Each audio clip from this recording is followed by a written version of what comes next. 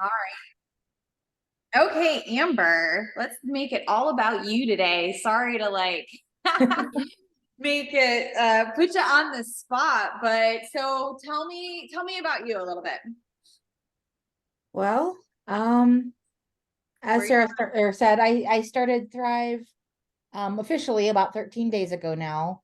I originally signed up for a sample pack through Sarah, I don't know, 10 months ago, and did that and loved it. Just didn't have the money, so I finally was able to do that. Um, but I noticed right away the difference I felt, just with the energy and um so far in this first week or so, I've already lost over 6 pounds. So, Mhm. That's awesome. So you started with a sample pack. So let me ask you, did Sarah follow up with you over the last 10 months, or did she did you have to loop back around to her? Like, how did you get reconnected? Like after, because I think whoever's watching this is going to be super helpful information given that you're just experiencing this, but like you tried it, you loved it, but it was just not in your budget at the time. So what took you from, hey, it's not in my budget to now?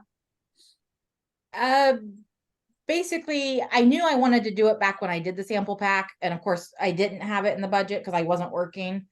Mhm. And most recently, started another job and then was able to afford it. And Sarah did follow up with me. And I just kind of explained the situation at that time. And we kept in contact. I've talked to her several different times saying I really want to do it. I just can't right now. And so then when I got the money and I reached out to Sarah on my own at that point and said, okay, now how do I go through and order this? And she kind of walked me through that. And once I got my stuff, I've been doing it ever since. And Feeling amazing, right? yeah, You're in what I call the honeymoon phase. You can't believe you feel so good. You yeah, can't get over how great you feel. You're like, I didn't even know I could feel this way. I haven't felt this good and I can't remember when. Right.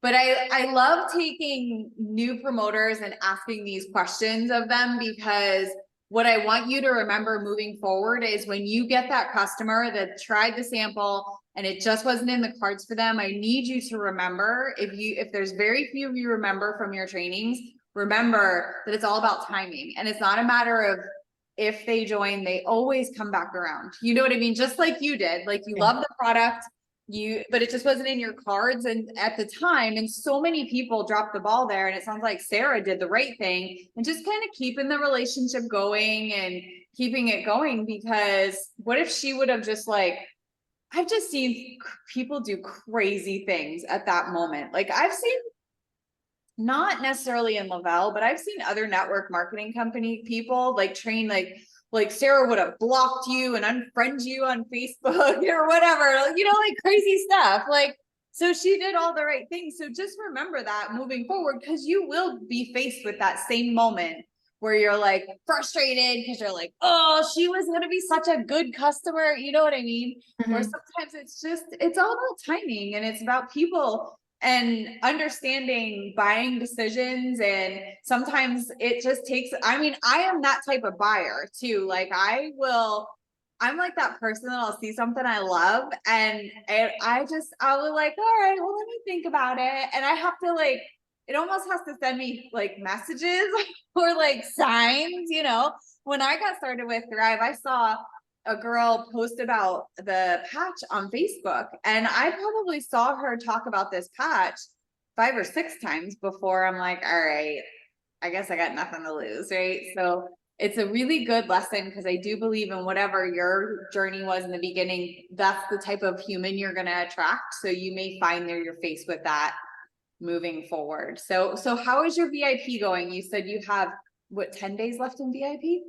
So far, I really haven't had much uh luck with talking to anybody. Um, I did have Sarah help me with one who I thought was going to be very interested because she kind of expressed interest. And then when we did the three-way chat, she just kind of, I'm not going to waste your time, don't waste mine, and left the chat. And So I But had to say that was shocking, but yeah, but then she friended me on Facebook. She followed me on TikTok. So these Wow. last couple of days in West Palm, I was like, Amber, I don't know what's going on with this girl because she was like so rude. All I said was, I did the usual three-way chat thing. I was like, well, tell us what you're looking for. And she's like, oh, I do shakes. I'm like, well, what else have you used in the past? And Lavelle, so much more than that. If you have, 6 minutes, I think you should take a listen to my story.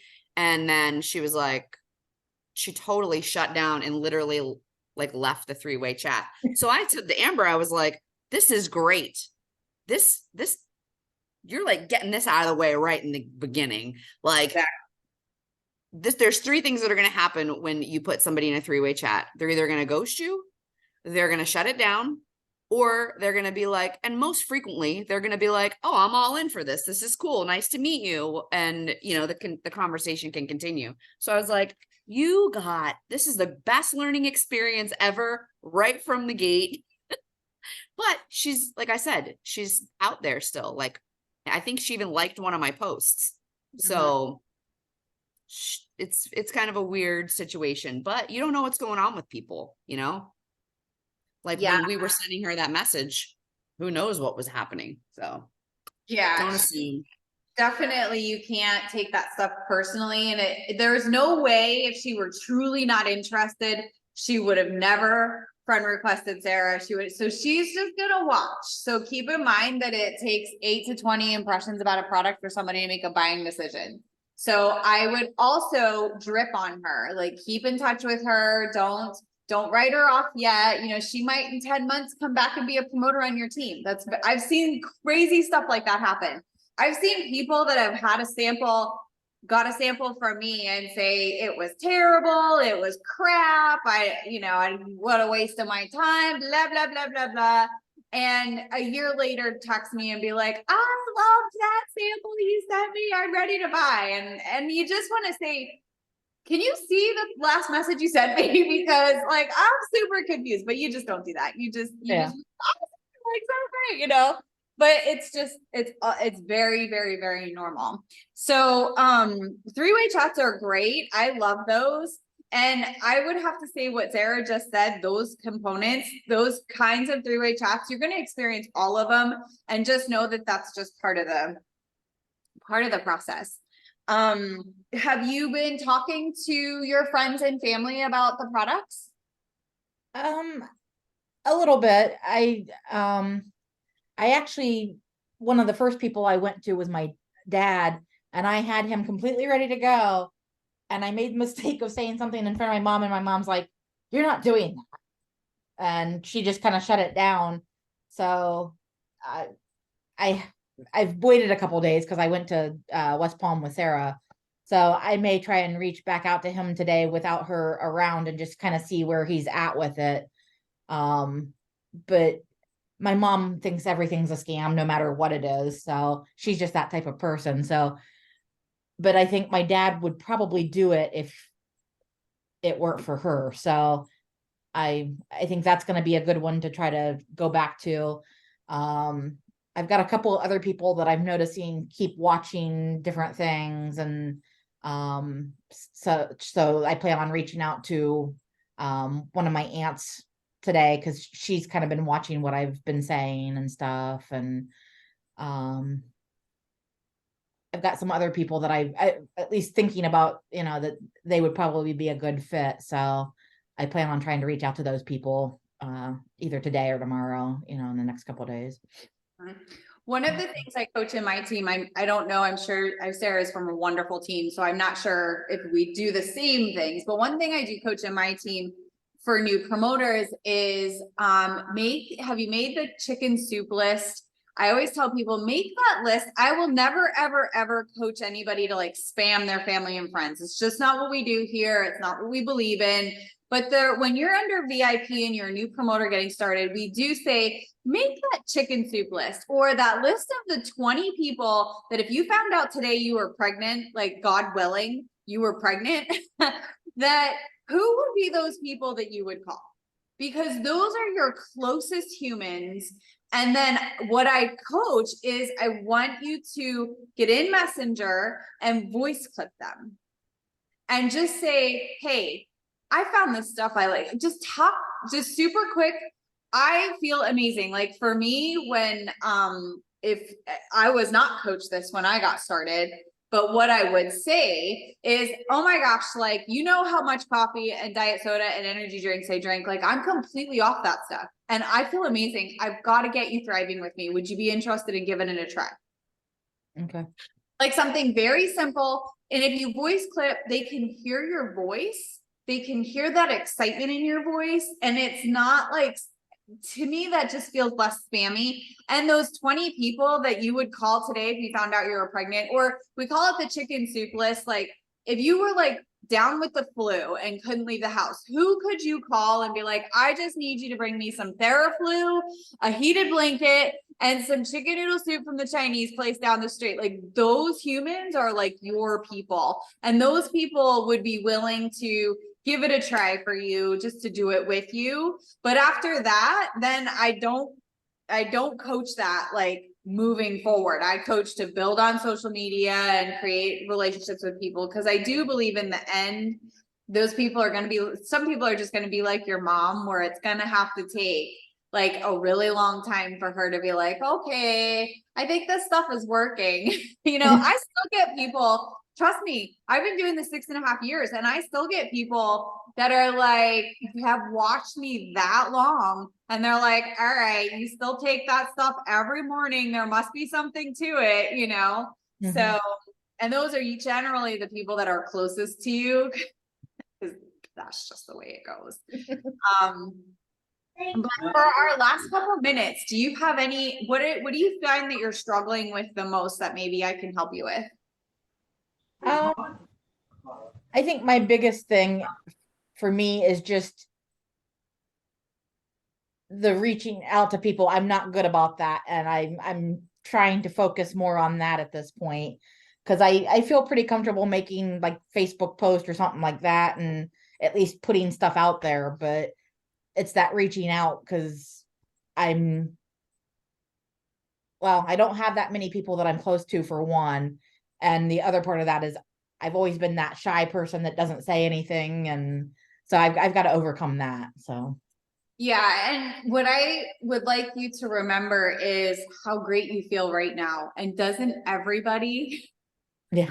I remember thinking that, like, because I did not want to be a promoter. When I became a customer, I did not want to be a promoter. And I remember the mentor I had at the time, we were talking about getting my products for free. And I'm like, well, I know two great, you know, tired, exhausted, worn out, busy mama friends that need this in their life.